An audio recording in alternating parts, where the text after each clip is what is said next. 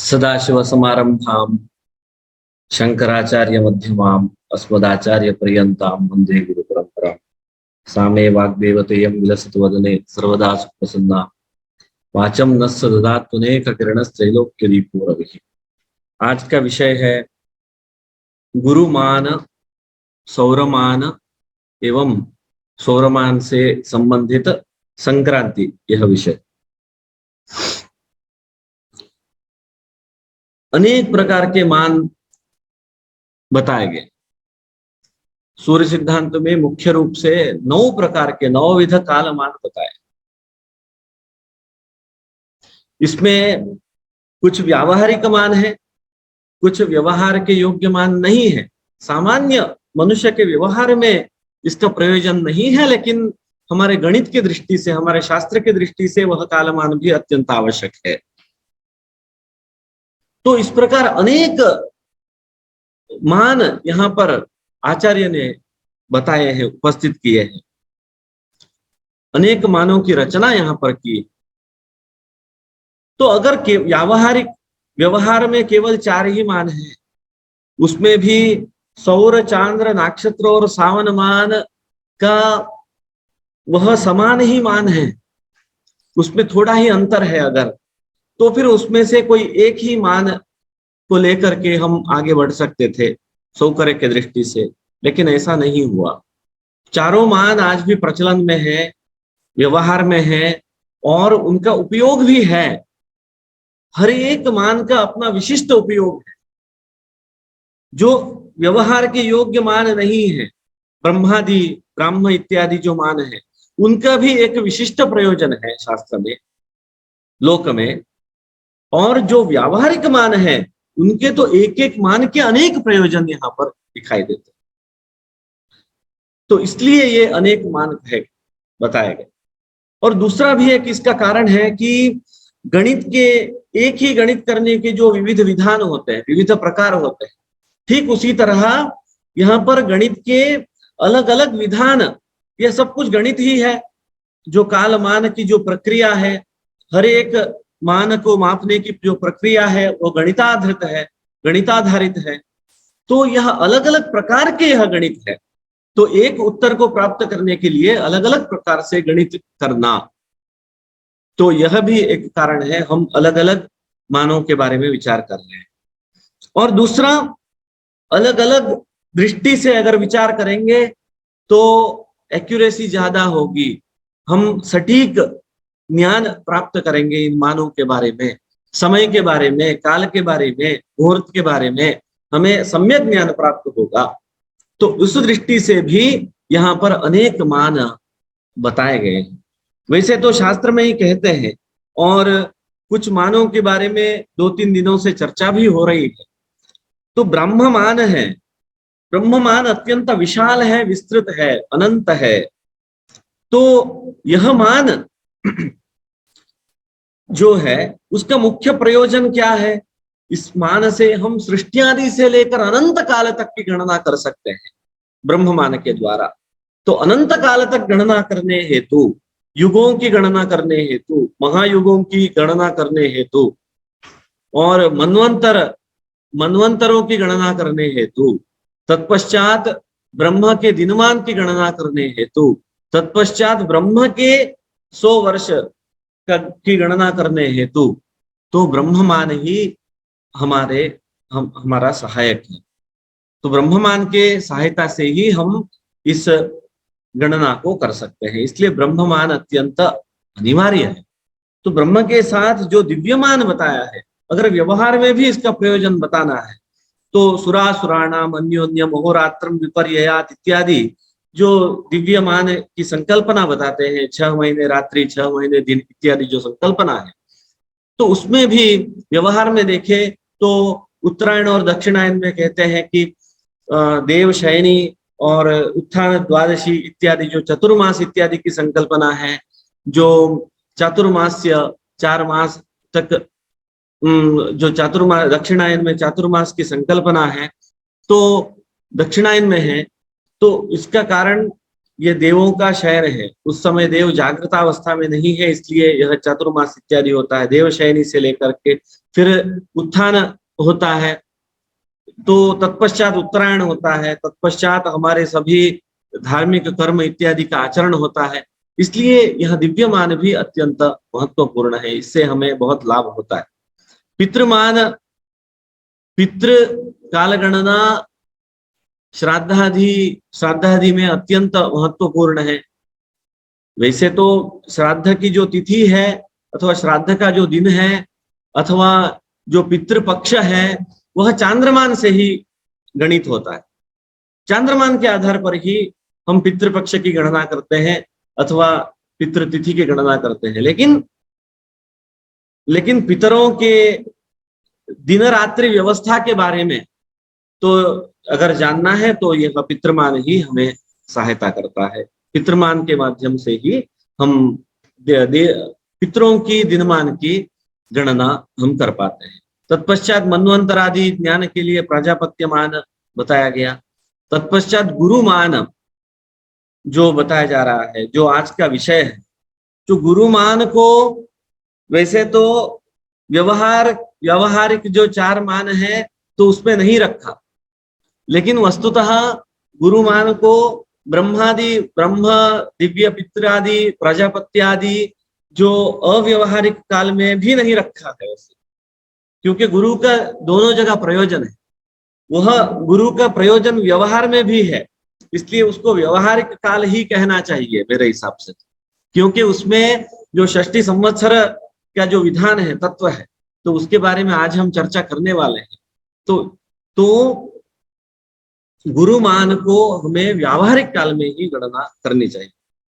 तत्पश्चात वस्तुतः ये जो वैयक्तिक रूप से मान है, अलग अलग मान है, तो उनका अपना विशिष्ट प्रयोजन तो है ही, लेकिन अलग अलग मान के परस्पर समन्वय से, अलग अलग मान के परस्पर संबंध से भी हम कुछ व्यावहारिक क्रियाकलाप करते हैं। धर्मशास्त्र में इसकी व्यवस्था है। तो वह कुछ क्रियाकलाप है, जैसे गुरु पुष्यामृत योग एक बताया जाता है। गुरुवार भी हो और पुष्य नक्षत्र भी उसमें हो।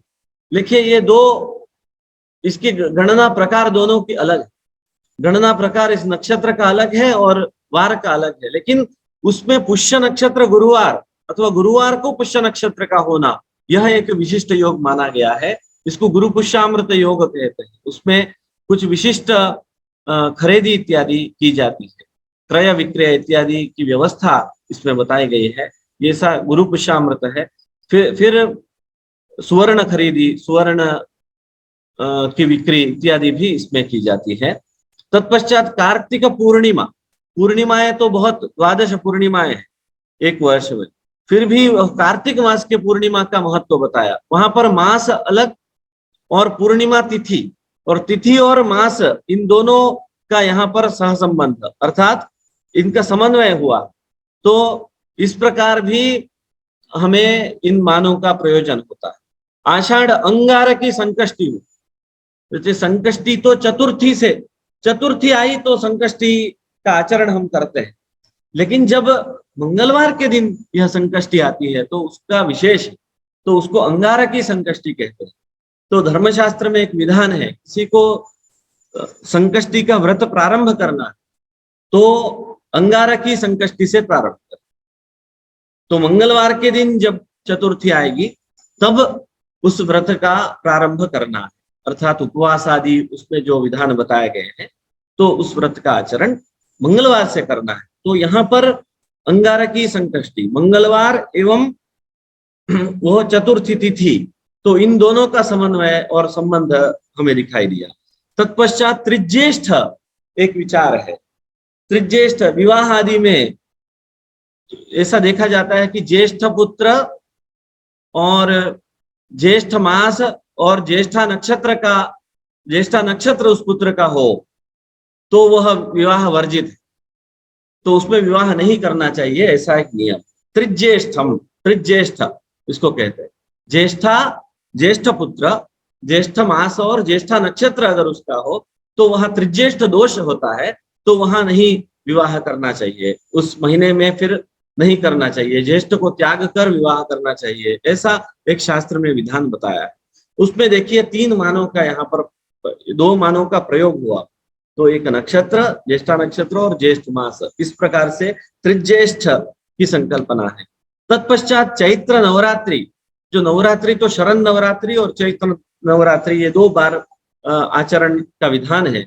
लेकिन चैत्र मास में विशिष्ट अथवा शरद ऋतु में, इसमें भाद्रपद के बाद जो नवरात्रि होती है,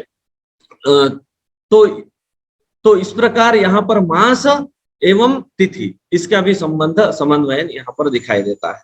तत्पश्चात आप देखेंगे अमावस्या, जो पितृपक्ष इत्यादि है, पितृमोक्ष अमावस्या जिसको हम कहते हैं, वहां पर उसको भाद्रपद अमावस्या, वो भाद्रपद मास और तिथि, इस प्रकार ये कुछ उदाहरण मैंने यहाँ पर बताए। लेकिन यहाँ आप देखेंगे इस प्रकार अनेक उदाहरण आपके सामने भी आएंगे, आप देख सकते हैं, आप स्वयं एक होमवर्क की तरह इसको ले सकते हैं। मैं आपको एक गृह कार्य देता हूं, तो आप ऐसा करिए कि ये 9 जो कालमान है, उसके बाद जो पंचांग बताया गया है, तिथि वार नक्षत्र योग करण, और ये 9 विध कालमान है, इनके परस्पर संबंध से कौन से उत्सव होते हैं, इनके परस्पर किसी उसमें संबंध समन्वय, अर्थात कोई 2 का संबंध होना चाहिए। आप ऐसा देखिए कि कहीं 3 का संबंध है, कहीं 4 मानों का एक जगह संबंध है। तो इस प्रकार से आप कुछ गृह कार्य कर सकते हैं और व्हाट्सएप के द्वारा हमें आप प्रेषित कर सकते हैं। तो यह एक प्रारंभिक मैंने बात आपको बताई कि ये मानों का व्यावहारिक प्रयोजन क्या है। इतने सारे मान बताए हैं, आपको शंका होगी, आपके मन में प्रश्न होगा कि इसमें से कोई 1-2 ही मान होते तो गणित करने में सुविधा होती, इसका पालन करने में सुविधा होती, लेकिन अनेक यहाँ पर मान बताए हैं। लेकिन हमारी संस्कृति इतनी विस्तृत है, विशाल है, तो उसके कारण हमें अलग अलग मानों का मानों का उपयोग करना पड़ता है हमारे दैनंदिन जीवन में, हमारे शुभ कार्यक्रमों में, हमारे संस्कारों में और हमारे अलग अलग धार्मिक उपक्रमों में। तो इसलिए हमें इसका अध्ययन विशेष दृष्टि से करना है। मैंने तो आपको केवल सूत्र दिया है, इस सूत्र के सहारे, इस सूत्र के आधार से आप आगे इसमें और अध्ययन करेंगे। व्यावहारिक जो कालमान है यहाँ पर बताया, सौरमान, चांद्रमान, नक्षत्रमानो सावनमान, चतुर्भिर व्यवहारोत्र सौर चंद्रार्क्ष सावने ही। तो यह सूर्य सिद्धांत का यह श्लोक है। तो इसमें चतुर्भि व्यवहार, सामान्य रूप में मनुष्य के लिए ये 4 मान पर्याप्त है। पर्याप्त अर्थात इन 4 मानों से ज्यादा संबंध मनुष्य को है, इस प्रकार सूर्य सिद्धांत में आचार्य ने वर्णन किया। उसमें सौर मान की चर्चा आज हम यहाँ पर करने वाले हैं। ये तो एक व्यावहारिक मान की चर्चा, तत्पश्चात एक जो गुरुमान की चर्चा बृहस्पति मान की चर्चा आज हम यहाँ पर करेंगे। तो उसमें गुरुमान को भी मैं व्यावहारिक ही मान रहा हूँ, क्योंकि मैं उस पद्धति से उसका विश्लेषण अभी करूंगा। तो आपको भी तो तत्पश्चात उस विश्लेषण को श्रवण करने के बाद तो आपको यह प्रतीत होगा, आपको भी दृढ़ होगा, आपको भी विश्वास होगा कि गुरुमान भी निश्चित रूप से व्यावहारिक मान में ही आता है। गुरुमान एक अत्यंत विशिष्ट ये मान है, मेरा यह इष्ट विषय भी है। कहते हैं भास्कराचार्य ने कहा है कि बृहस्पते मध्यम राशि भोगात संवत्सरम सांहितिका वदंती। सांहितिकाः अर्थात देवज्ञाः इत्यर्थः। देवज्ञ कहते हैं, ज्योतिषी कहते हैं, मनीषी कहते हैं कि बृहस्पति के मध्यम राशि भोग से, मध्यम मान से बृहस्पति का एक राशि भोग का काल को लेकर के उसको एक संवत्सर ऐसे माना गया है, ऐसे मानना चाहिए, ऐसे आचार्य ने कहा है। बृहस्पतेः मध्यम राशि भोगात संवत्सरम सांहितिका वदंती। तो इसको गुरुमान कहते हैं, गुरु से संबंधित यह मान है, इसलिए यह गुरुमान है। तत्पश्चात गुरुमान को ही गौरवमान, बृहस्पति ये गुरु का ही दूसरा नाम है, इसलिए इसको बारहस्पत्यमान भी कहा जाता है। तो गुरुमान से प्रयोजन क्या है? गुरुमान से संवत्सरादि की गणना होती है, जो प्रभव, विभव, शुक्ल, प्रमोद इत्यादि जो षष्ठी संवत्सर की संकल्पना है हमारे पंचांगों में, जो यो हर साल हर वर्ष उस संवत्सर का नाम प्रसिद्ध होता है, तो उसका कारक मतलब वह जो संवत्सर का नाम हर वर्ष पंचांग के ऊपर आप जो पढ़ते हैं, तो आप उसके आधार पर फल की प्राप्ति करते हैं, फल का ज्ञान आपको होता है, तो उसका कारक है गुरु। मुख्य रूप से गुरुमान ही उसका कारक होता है। गुरु को एक, यहाँ देखिए, एक संवत्सर की जो संकल्पना उन्होंने बताई, वह लगभग गुरु का मान जो है लगभग सौर मान जितना ही है अथवा चांद्रमान जितना ही है। तो उसके बारे में आगे विस्तृत में थोड़ी चर्चा करूंगा। गुरु को एक राशि चक्र की प्रदक्षिणा के लिए 12 वर्षों का काल, मतलब संपूर्ण राशि चक्र की प्रदक्षिणा के लिए 12 वर्ष का समय लगता है। तो फिर आप जानते ही है, तो फिर एक राशि के क्रमण में, एक राशि के भोग के लिए संपूर्ण मेष अथवा वृषभ अथवा मिथुन अथवा कर्क, इस प्रकार एक राशि के भोग में चंद्र गुरु को एक वर्ष सामान्यतः लगता है सौरमान के अनुसार, सौरमान रीत्या, मतलब 361 साधारणतः 361 डेज उसको मध्यम मान से लगते हैं। कभी ये कम ज्यादा इत्यादि होगा, लेकिन मध्यम मान से मैं बता रहा हूँ, तो इतना समय लगता है। एक वर्ष में एक राशि का भोग, यहाँ पर एक वर्ष में ऐसा जो शब्द प्रयुक्त है वह सौरमान से है अथवा वह चांद्रमान से है। एक वर्ष में एक राशि का भोग करता है, यही एक बृहस्पति का संवत्सर जैसे बताया गया है। नेक्स्ट, तो इसमें आगे द्वादश संवत्सर, मैंने आपको पहले ही बताया कि गुरुमान को समझना सरल भी है, थोड़ा सा क्लिष्ट भी है। तो गुरु में एक कार्तिक आदि एक महावर्ष की संकल्पना भी बताई गुरु में। तत्पश्चात प्रभवादि संवत्सर में उसका संबंध भी बताया। तत्पश्चात पंच संवत्सर के समूह को एक युग की संकल्पना भी यहाँ पर गुरुमान में की है। इस प्रकार 12 युगों की संकल्पना षष्ठी संवत्सर में 12 युगों की संकल्पना यहाँ पर की। वैशाखादिषु कृष्णे च योगात् पंचदशे तिथौ कार्तिकादीनि वर्षाणि गुरोरस्तोदयात् तथा, यह सूर्य सिद्धांत का श्लोक है। इसमें ऐसा कहा गया है कि चांद्रमासों में, चांद्रमासों की तरह ही, जैसे चांद्रमास जो चैत्र वैशाख ज्येष्ठ आषाढ़ इत्यादि चांद्रमास है, इनकी उत्पत्ति भी चित्रा से चैत्र, विशाखा से वैशाख इत्यादि की चर्चा पहले हो चुकी है, मैं इसको दोबारा नहीं कहूंगा।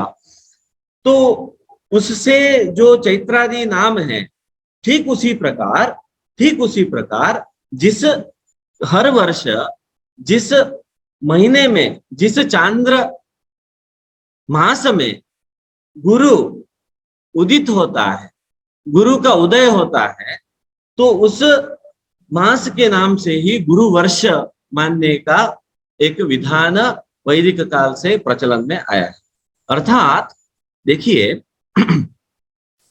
ये द्वादश मास जो ये चांद्र है, लेकिन इनमें चैत्र वैशाख ज्येष्ठ आषाढ़ इत्यादि कार्तिक इत्यादि, अगर कार्तिक मास में ये गुरु उदित हुआ, गुरु उदित होने का अर्थ है गुरु का अस्त उदय, सूर्य के भ्रमण, सूर्य के सानिध्यवश, सूर्य समीप आने के वजह से तो गुरु अस्तंगत हो जाते हैं। तत्पश्चात साधारण एक मास के पश्चात गुरु उदित भी होते हैं।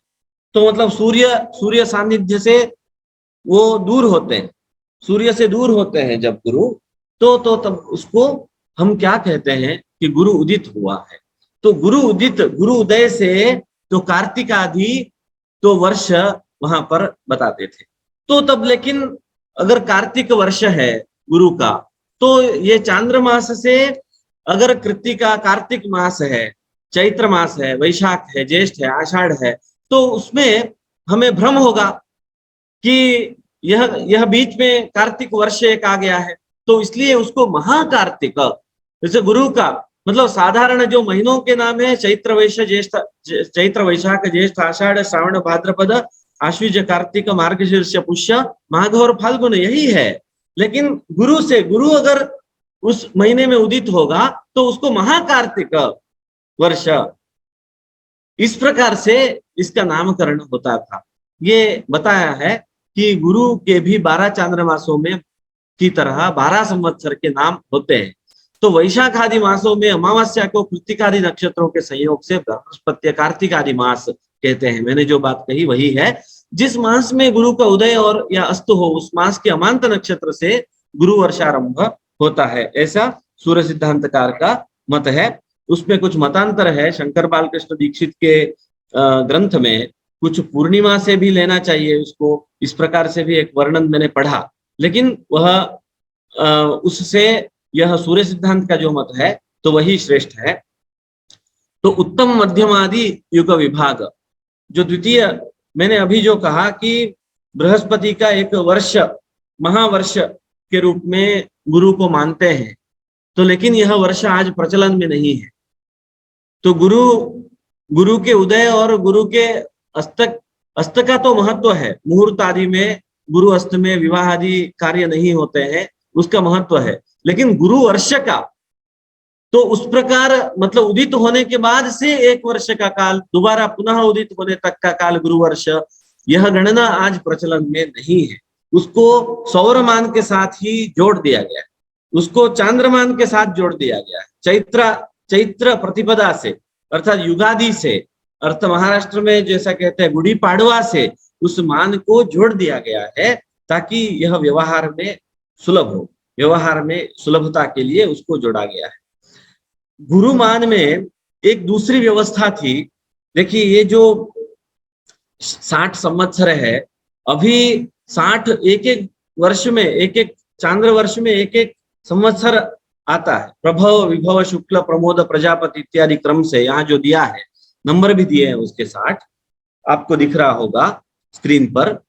तो इस प्रकार 60 संवत्सरों की संकल्पना है। लेकिन अभी इन संवत्सरों में 5-5 संवत्सर का एक युग, इस प्रकार से 60 संवत्सरों में 12 युगाधिपति की संकल्पना, इस प्रकार नहीं है, इस प्रकार नहीं करते हैं। लेकिन पूर्व में इस प्रकार की एक व्यवस्था थी। पंच संवत्सरात्मकम युगाध्यक्षम इत्यादि जो श्लोक है उससे यह स्पष्ट होता है। देखिए संवत्सर में भी 5 जो है, प्रभव विभव शुक्ल प्रमोद प्रजापति, ये जो 5 है, इसको जो संज्ञाएं हैं इनको हम संवत्सर कहते हैं अभी। लेकिन वह वस्तुतः संवत्सर है, विभव परिवत्सर है, शुक्ल इदावत्सर है, प्रमोद अनुवत्सर है, प्रजापति इदवत्सर है। इस प्रकार ये 5 होने के बाद संवत्सर, परिवत्सर, इदावत्सर, अनुवत्सर, इदवत्सर के पूर्ति होने पर एक युग इस प्रकार की संकल्पना है। तत्पश्चात फिर अंगिरा, श्रीमुख, भाव, युवा, धाता, तो ये दूसरा युग है। ऊपर से देखिए, ऊपर युग 1 2 3 4 इस प्रकार से लिखा है। नीचे विष्णु, गुरु, चंद्र, अग्नि, त्वष्टा इत्यादि जो उस युग के अधिपति बताए, जो 5 संवत्सर मिलने के बाद जो युग का नाम होता है, तो वह युग के अधिपति से उनका नाम है, तो वो विष्णु है।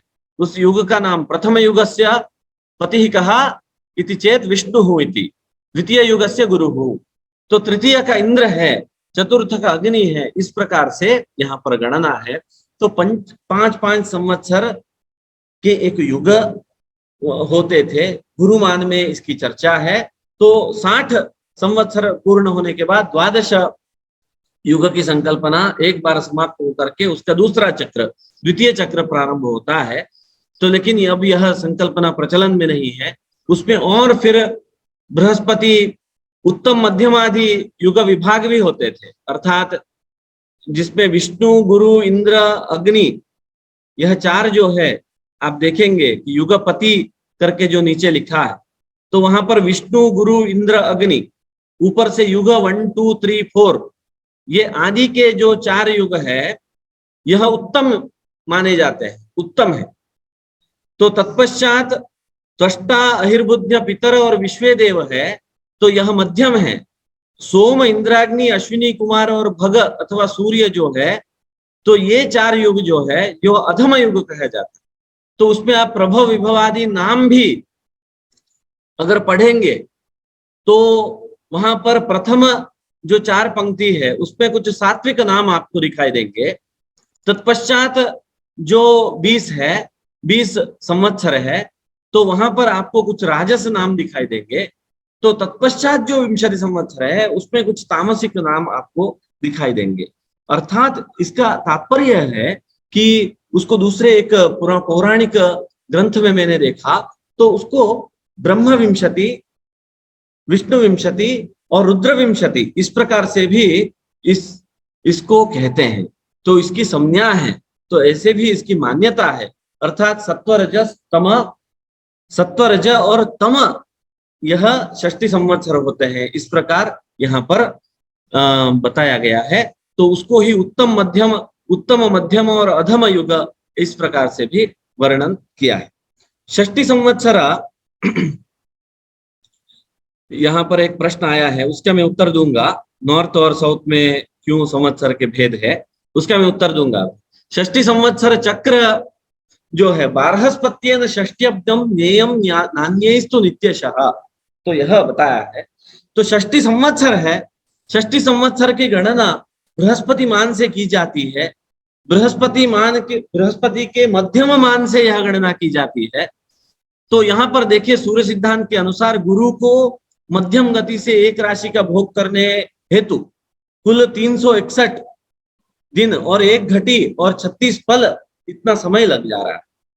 तो अन्य सिद्धांतों के अनुसार कुछ अल्प इसमें भेद भी दिखाई देता है। वो ठीक है, तो उसको छोड़ देते हैं, अभी मध्यम मान से इसका ग्रहण करेंगे। तो यहाँ पर सौरमान में अथवा चांद्रमान, सौरमान में क्या है कि इसमें कुछ दिनों का अंतर आता है। तो 4 या 4.5 दिनों का यह अंतर आ जाता है। तो यहाँ अंतर बढ़ते बढ़ते बढ़ते कुछ 84 या 85 वर्ष के बाद इसमें लगभग 1 वर्ष का गैप आ जाता है। तो ये जो अंतर है 4 दिन का, ये जो भेद है, तो ये लगभग 1 वर्ष का हो जाता है। तो 1 वर्ष के होने के बाद वहां पर एक संवत्सर लोप करने का एक विधान बताया है शास्त्र। लेकिन दक्षिण के कुछ पंचांगकर्ताओं ने अथवा दक्षिण में इस प्रकार का लोप नहीं होता, तो इस लोप को नहीं मानते हैं। तो अथवा ये 6 संवत्सर को नहीं मानते हैं, उत्तर में इस 6 संवत्सर को मानते हैं। इसलिए कुछ हर 80 वर्ष में इसमें कुछ भेद आया। और दूसरा एक ऐसा विधान है कि यह संवत है, विक्रम संवत्सर है, और दक्षिण में चलने वाला जो विधान है वह है शक वर्ष है। तो इसका प्रारंभ भी अन्य वर्षों में हुआ है, इसलिए कदाचित उसके प्रारंभ से, अर्थात शक वर्ष के प्रारंभ में कहीं गलती अर्थात उनके मान्यता के अनुसार, उनके गणित के अनुसार कुछ अलग संवत्सर की गणना प्रारंभ हुई होगी। तो इस प्रकार उस वजह से यह भेद है। और मुख्य इसका कारण, लेकिन यह जो संवत्सर लोप का जो कारण है वही है, उसके कारण ही संवत्सर में भेद है। उत्तर भारत में और दक्षिण भारत में भेद पाए जाते हैं। लेकिन यह एक संज्ञा है, वह गणित के लिए कितने संवत्सर बीत गए तो इसके ज्ञान हेतु तो यह एक संज्ञा है, उससे ज्योतिष के फलादेश में कोई ज्यादा भेद नहीं होता। संवत्सर का फल इत्यादि जो होता है वह संवत्सर मतलब नाम सदृश, जैसे विकारी नाम है तो उसमें विकृत ही फल होगा, नंदन संवत्सर है तो उसमें आनंद होगा इत्यादि, वह केवल गौण फल है, सुस्थूल फल वहां पर कहे जाते हैं, उसका ज्यादा महत्व ग्रहण नहीं करना चाहिए। तो इस प्रकार ये जो उत्तर और दक्षिण भारत के जो संवत्सर के भेद बताए हैं, ये देखिए प्रभवो विभव शुक्ल प्रमोदोथ प्रजापति इत्यादि षष्ठी संवत्सर की संकल्पना यहाँ पर आगे दी है। इसको आप बाद में पढ़ लीजिए। ये मानसागरी का ये षष्ठी संवत्सर का यहाँ पर उदाहरण, ये प्रमाण मैंने यहाँ पर दिया है, प्रस्तुत किया है, उसको आप बाद में अध्ययन कर सकते हैं। षष्ठी संवत्सर के और भी कुछ महत्वपूर्ण विषय है ज्योतिष शास्त्र में, उसका प्रयोजन।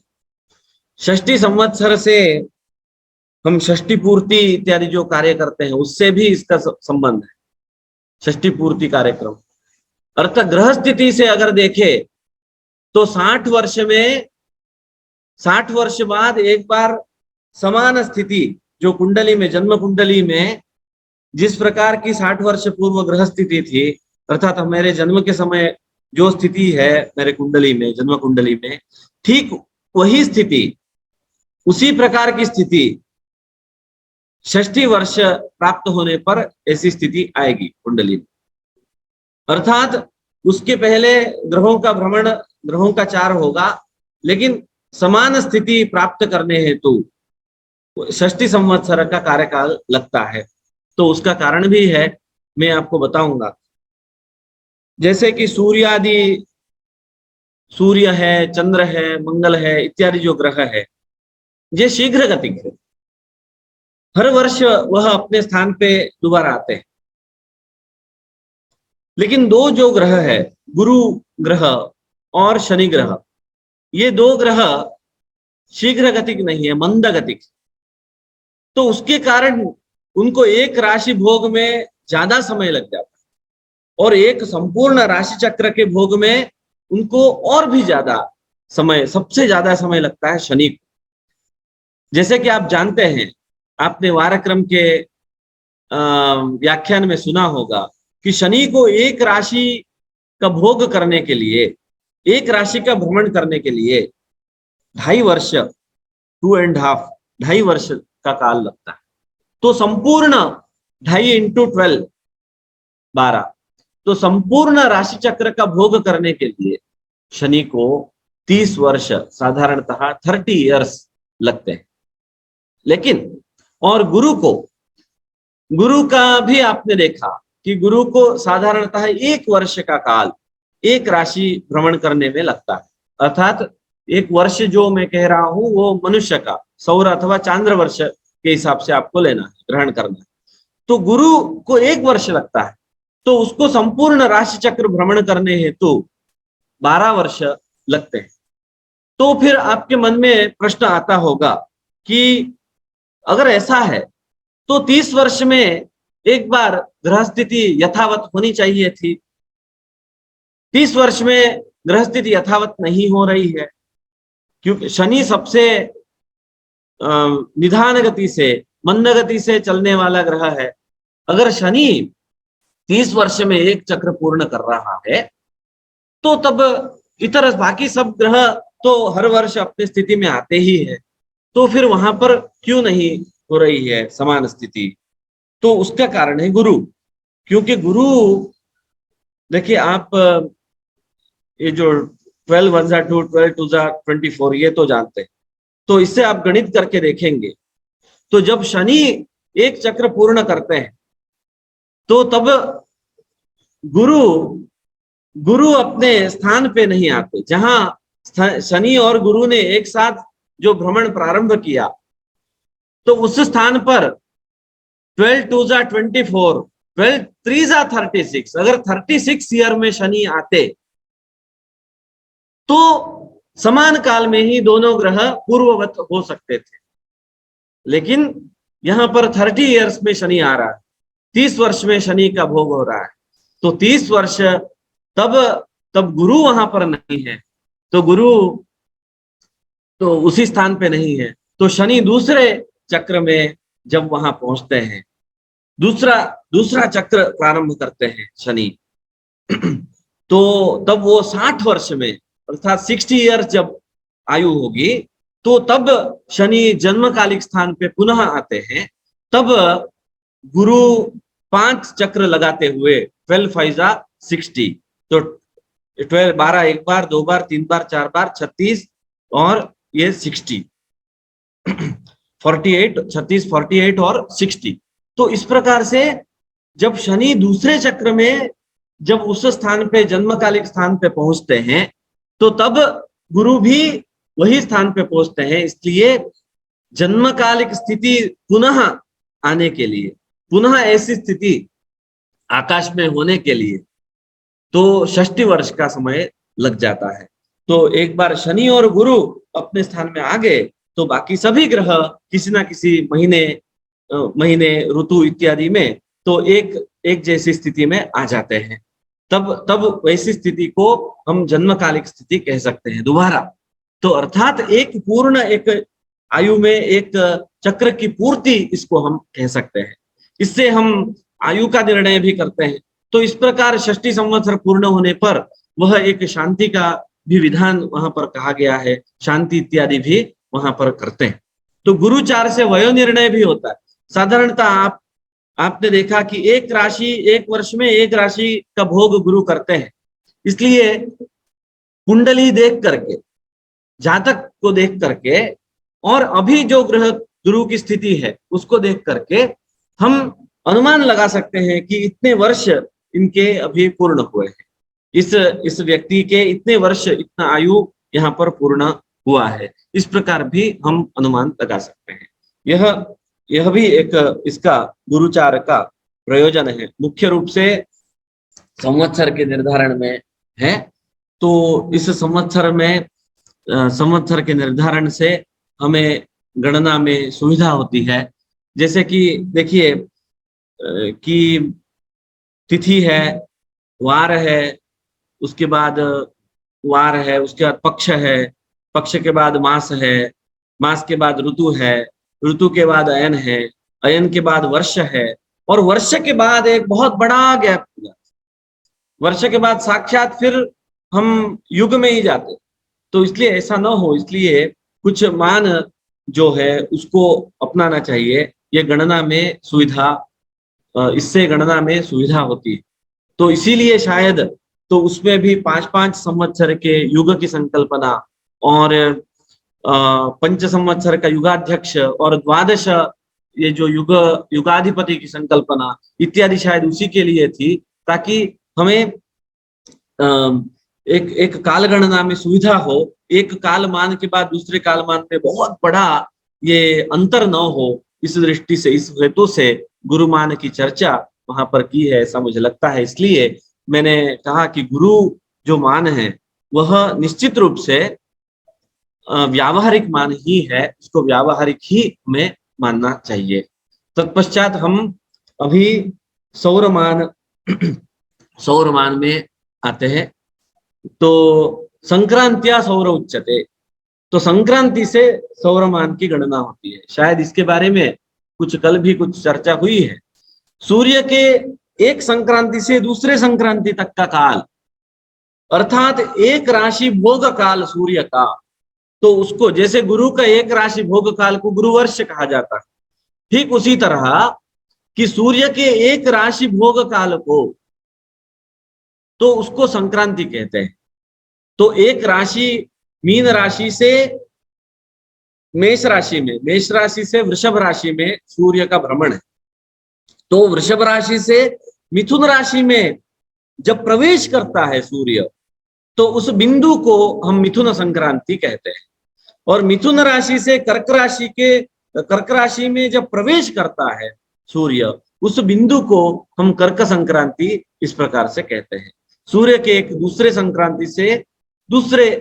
संक्रांति से दूसरे संक्रांति तक का काल, उसको एक सौर मास उसको हम कहते हैं। सौरेण द्युनिशोर्मानम षडशीति मुखानि च अयनम विश्वच्चैवम संक्रांते पुण्यकालता। तो सौरमान को तो हमने जाना, सौरमान को हम मानते भी है। यहाँ पर महाराष्ट्र में तो चांद्रमान का विधान है, सौरमान का विधान तमिलनाडु, केरल, श्रीलंका इत्यादि देश में है, उसकी चर्चा आगे होगी। तो उन देशों में सौरमान से व्यवहार होता है। तो सौरमान के कुछ प्रयोजन है, दिन और रात्रि का मान जानने में सौरमान है। और यहाँ षडशीति मुख संक्रांति है, अयन है, विषुव है, और संक्रांतियों का पुण्यकाल है, संक्रांति पुण्यकाल है। ये सब हमें सौरमान से ही ज्ञात होता है, सौरमान से ही हम इसका ज्ञान करते हैं। नेक्स्ट,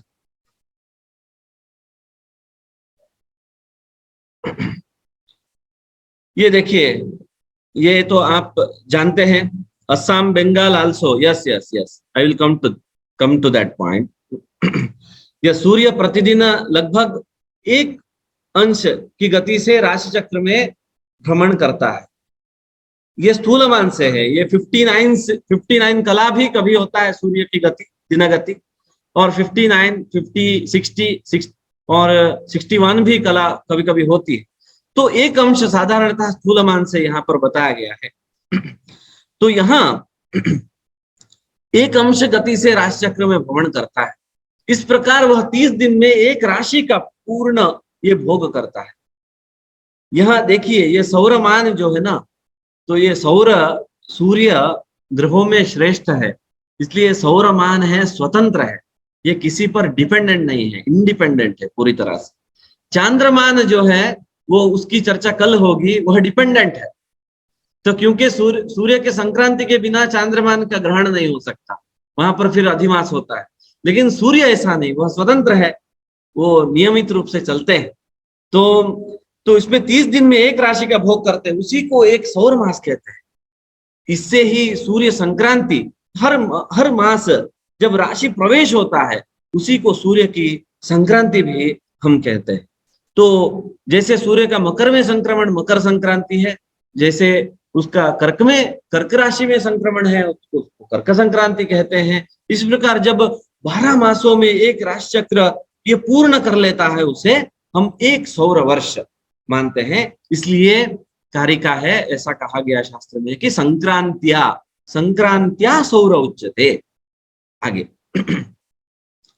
तो विविध, यहाँ पर एक प्रश्न था, विविध प्रांतों में सौरमान का प्रचलन हमें देखने को मिलता है। जी बिल्कुल, भारत के विविध राज्यों में, विशेषतः तमिलनाडु में और केरल में, उसके बाद श्रीलंका में, तो उसी प्रकार से बंगाल में, उसी प्रकार से मणिपुर में, और कुछ बर्मा इत्यादि देशों में भी सौरमान का व्यवहार है। वैसे देखा तो ये जो ग्रेगोरियन कैलेंडर है यह सौरमान ही है, इसलिए हम कह सकते हैं कि सौरमान सबसे ज्यादा व्याप्त है पूरे विश्व में। तो सौरमान का ही व्यवहार पूरे विश्व में ज्यादातर किया जाता है। तो ये अनुज जी स्लाइड को शीघ्र से ले जा रहे हैं, तो मैं भी उसी शीघ्रता से आगे बढ़ता हूं। तो सौर पर्व एवं व्रतादि, देखिए सौरमान जो हमने देखा, चांद्रमान के बारे में जानकारी आपको है? जो चांद्रमान से विशेषतः जो पर्व होते हैं, तो गुड़ी पाड़वा जो चैत्र प्रतिपदा को जो उत्सव है, उसके बाद राम नवमी है, तो यह तो चांद्रमास का उत्सव है। तो उसके बाद गणेश चतुर्थी है, यह चांद्रमास का उत्सव है, तो क्योंकि उसमें चांद्रमास के आधार पर उत्सवों का आचरण है। लेकिन कुछ पर्व जो सौर से भी कुछ पर्व, जैसे उत्तरायण जो पर्व है, यहाँ पर अभी आप कहेंगे कि अयन बिंदु और ये संक्रांति में क्या भेद है, तो आपको मैं बता दूं कि एक काल में सूर्य सिद्धांत में मकर संक्रांति और उत्तरायण और कर्क संक्रांति और दक्षिणायन को साथ में बताया है। लेकिन वो अयन बिंदु चलित होता है, पृष्ठतः चलित होता है, उसके कारण वो चलते चलते अभी अयन बिंदु जो है जो 22 दिसंबर तक आया, तो 22 दिसंबर के दिन ही उत्तरायण प्रारंभ हो जाता है, इसलिए उतना अंतर होता है। लेकिन सूर्य का मकर राशि में प्रवेश तो 14 को ही, मकर राशि में प्रवेश तो 14 को ही होता है, लेकिन अयन चलन है वो पहले शुरू हो जाता है। यह पर्व भारत में सभी राज्यों में मनाया जाता है। कुछ ऐसे कुछ पर्व है जो सौरमान से है लेकिन उसको पूरे भारत में मनाते हैं, चांद्रमान से है लेकिन फिर भी उसको पूरे भारत में मनाते हैं। तो इसलिए इन मान्यताओं में विरोध नहीं है, अर्थात हम केवल चांद्रमान को मानते हैं तो हम सौरमान रीत्या कुछ आचरण नहीं करेंगे, ऐसा नहीं है। तो तत्त प्रदेशीय भौगोलिक परिस्थिति के अनुसार, उस प्रदेश के संस्कृति के अनुसार और उनके आचरण के अनुसार, उनके जो धर्मशास्त्रीय विधान है उनके अनुसार वह आचरण होता है। जैसे कि मृत जो मरण होता है, जो सौरमान मानने की जगह भी सौरमान का आचरण तमिलनाडु केरल में होता है, लेकिन मृत व्यक्ति का श्राद्ध आदि तो चांद्रमास से, तिथि से ही करते हैं। और जन्म दिवस का आचरण बहुत कुछ प्रांतों में, महाराष्ट्र में भी, कर्नाटक में और जो आंध्र प्रदेश में जहाँ चांद्रमान का विधान है, तो वहां पर भी जन्म को अर्थात अपने तो जन्म दिवस को तो सौरमान पद्धति से आचरण करते हैं, नक्षत्र से आचरण करते हैं, नक्षत्र से हमारा बर्थडे होता है।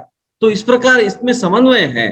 तो भारत में सभी राज्यों में उत्तरायण, ये मकर संक्रांति का और कर्काटक संक्रांति का आचरण है, और पोंगल इत्यादि भी इसको, इस उत्सव का नाम है, इसको कहते हैं आंध्र प्रदेश में। तत्पश्चात रथ सप्तमी है। तो ये तो चांद्रमान से ही होती है रथ सप्तमी। और छठ पूजा और दक्षिणायन गमन, चातुर्मास इत्यादि व्रत जो है उसमें उत्तरायण और दक्षिणायन का संबंध होता है। उसमें उस प्रकार कुछ धर्मशास्त्रादि ग्रंथों में बताया तथा मार्गशीर्षादि वारेषु इस प्रकार यहाँ जो प्रमाण दिया गया है, इस प्रमाण के आधार पर सौर पर्व एवं व्रतादि का आचरण होता है। तत्पश्चात देखिए, सूर्य, ये संक्रांति में और कुछ विशेष है, अर्थात यह कालमान के अनुसार सूर्य का एक राशि भोग काल ये सौरमान है, तो उसमें 2 संक्रांति होती है, हर राशि के प्रवेश में संक्रांति होती है। इस प्रकार यह गणित का विषय है, लेकिन कुछ संक्रांति का धर्मशास्त्र में भी महत्व है। तो इसलिए संक्रांति के बारे में कुछ चर्चा करना जरूरी है। संक्रांति का पुण्य काल को जानना जरूरी है। संक्रांति, सूर्य का एक राशि दूसरे राशि में संक्रमण करना, क्रमण करना, गमन करना, अर्थात उसको हम संक्रांति कहते हैं। तो एक सौर वर्ष में कुल 12 संक्रांतियां यहाँ पर बताई। तो 12 संक्रांति 12 राशियों में, तो सौर मास के नाम कैसे होंगे? जैसे चांद्रमास जो है उसके नामकरण चैत्र, वैशाख, ज्येष्ठ, आषाढ़ इत्यादि अलग अलग नाम है, तो शास्त्र में इसका विधान है। तो सौर मास में भी ऐसे कुछ नामकरण है क्या? तो ऐसा नहीं है। तो जैसे राशियों के नाम है, वही सौर मास में उनके नाम है, नामकरण है। राशि का नाम आप जानते हैं, मेष है, मेष, वृषभ, मिथुन, कर्क, सिंह, कन्या, तुला, वृश्चिक, धनु, मकर, कुंभ और मीन। इस प्रकार 12 जो राशि आपके सामने अभी मैंने प्रस्तुत की, तो उन नाम से ही, उस नाम से ही, अर्थात राशि के नाम से ही राशि के नाम से ही सौर मास की गणना होती है। अर्थात उसमें कहते हैं कि मेष मास अभी चल रहा है, अभी वृषभ मास चल रहा है, अभी क्या मेष, वृषभ, मिथुन मास चल रहा है, अभी कर्काटक मास चल रहा है। इस प्रकार से ही उसमें गणना होती है। सिंह मास चल रहा है, धनुमास अभी चल रहा है। धनुर्मास ये सौर में बहुत महत्वपूर्ण है।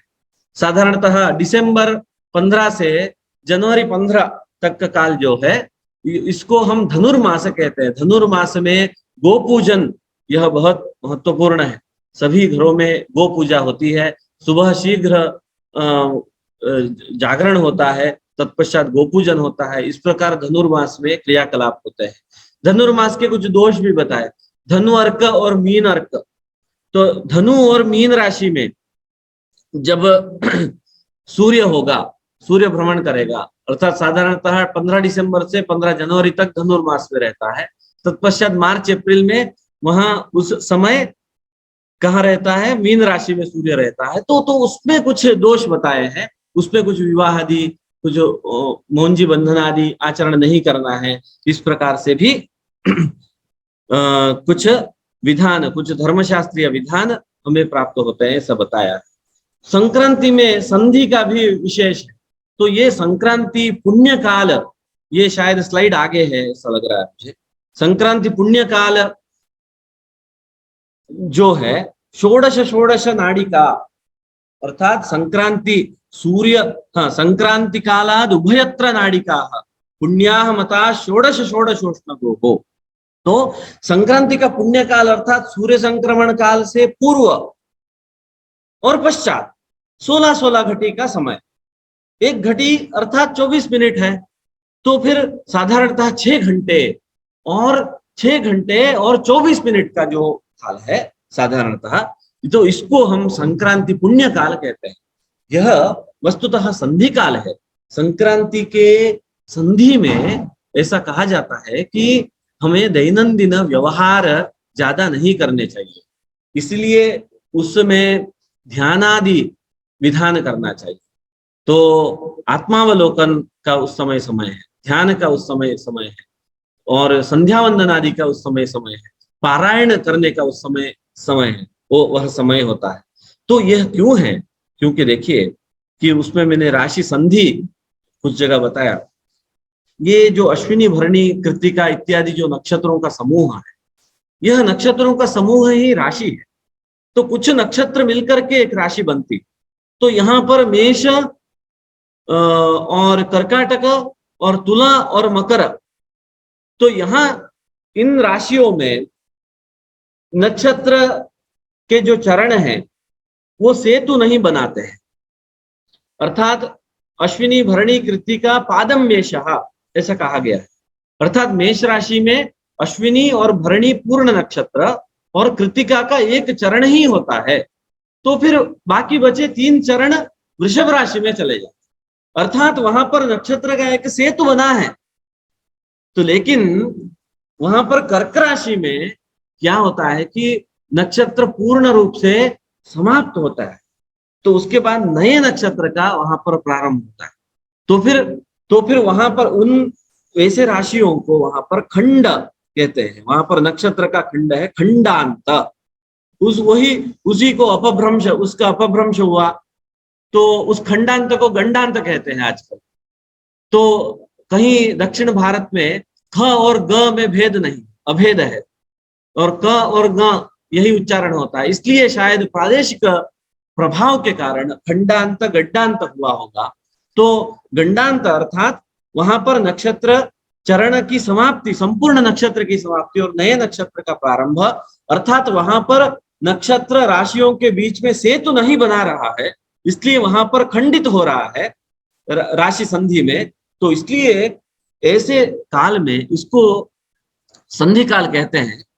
तो ऐसे समय हमें व्यवहार नहीं करना चाहिए, वह समय व्यवहार के लिए उतना उपयुक्त नहीं है, वो मुहूर्त आदि के लिए उतना शुभ मुहूर्त नहीं होता है, इसलिए वहां पर उनको गंडांत की संकल्पना है। और राशि खंड, उसको खंडांत अथवा गंडांत इस शब्द से जाना जाता है। तो आगे संक्रांति और कृषि, ये देखिए संक्रांति का कृषि के साथ भी बहुत संबंध है, ये बारिश के साथ भी बहुत संबंध है सूर्य का। ये जो बारिश के नक्षत्र कहते हैं मृगादि, मृगशिरा, आर्द्रा, पुनर्वसु, पुष्य, आश्लेषा, मखा, हुब्बा, उत्तरा, हस्ता, चित्रा और स्वाति, ये स्वाति तक के, मृगशिरा से लेकर के स्वाति नक्षत्र में जब सूर्य का भ्रमण होगा, अर्थात जून से लेकर के साधारणतः सितंबर अक्टूबर तक का समय है, तो उनको हम वर्षा के नक्षत्र ऐसे कहते हैं। उसमें भी देखिए आर्द्रा, नाम ही आर्द्रा है, अर्थात उसमें ज्यादा वृष्टि होगी, भूमि आर्द्रा होगी, इसलिए वहां आर्द्रा नक्षत्र का। तो देखिए सूर्य साधारणतः ये नक्षत्र 2 होते हैं, एक चंद्र का नक्षत्र, एक सूर्य नक्षत्र। चंद्र एक नक्षत्र में एक दिन ही भ्रमण करता है, तो उसको दिन नक्षत्र कहते हैं, तो उसको नक्षत्र कहते हैं। और सूर्य जिस नक्षत्र में भ्रमण करता है तो उसको हम महानक्षत्र कहते हैं। महानक्षत्र अर्थात 13 दिन और 13.5 दिन, लगभग 13.25 दिन का समय जो है, तो उतना काल सूर्य एक नक्षत्र में भ्रमण करता है, एक नक्षत्र में रहता है सूर्य। तो इस प्रकार से मृग से लेकर के, मृग लग गया, सूर्य मृग राशि में मृग नक्षत्र में आ गया तो बारिश का प्रारंभ और स्वाति में समाप्त होता है। और समाप्ति के समय स्वाति नक्षत्र के बारिश में मोती उगते हैं, ऐसा भी साहित्यकार कहते हैं। स्वाति के बारिश में मोती उगते हैं, ऐसा भी साहित्यकार कहते हैं। तो उसका भी कुछ कारण हो सकता है। तो इस प्रकार कृषि में, अर्थात जो ग्रीष्म की कृषि है, तो उसको रबी और खरीफ करके 2 फसल के प्रकार है। तो उसका कारण है सूर्य का वृषभ में आना और सूर्य का वृश्चिक में आना, ये दो उसके कारण होते हैं। ये इस प्रकार से संक्रांति और कृषि का संबंध भी हम जोड़ सकते हैं। कृषि में सूर्य का हमारे सभी व्यवहार में संबंध है, तो उसी तरह कृषि में भी सूर्य का अत्यंत ज्यादा संबंध है। संक्रांति और तेजी मंदी, ये जो विचार है, यह भी बृहद संहिता में बताया गया है। यहाँ एक उदाहरण प्रस्तुत करके मैं आज का व्याख्यान समाप्त करता हूँ। मेषोपगते सूर्ये ग्रीष्मज धान्यस्य संग्रहं कृत्वा वनमूल फलस्य वृषे चतुर्थ मासे तयोर्लाभः। इस प्रकार से यहाँ एक उदाहरण दिया है। मेषोपगते सूर्य, मेष में सूर्य आने पर यहाँ पर इस प्रकार से तेजी होगी, वृद्धि होगी, मंदी होगी, इस प्रकार से बताया। इस प्रकार हर एक संक्रांति में भी, अर्थात हर एक मेष संक्रांति, वृषभ संक्रांति में और मिथुन संक्रांति में सूर्य की जब संक्रांति होती है तो वो प्रकृति के साथ संबंध है उसका। किस धान्य की वृद्धि होगी, किस धान्य की फसल इस काल में ज्यादा होगी और किस धान्य का मूल्य इस समय ज्यादा होगा, यह सब प्रकृति के अनुसार ही, वृष्टि उस वर्ष हुई वृष्टि के आधार पर संक्रांति और तेजी मंदी का भी संबंध ज्योतिष शास्त्र में लगाया जाता है, उसका भी परस्पर संबंध है। तो इतना कहकर अभी समय समाप्त हुआ है, तो मैं मेरे वाणी को विराम देता हूँ। जय तो संस्कृतम, जय तो भारत।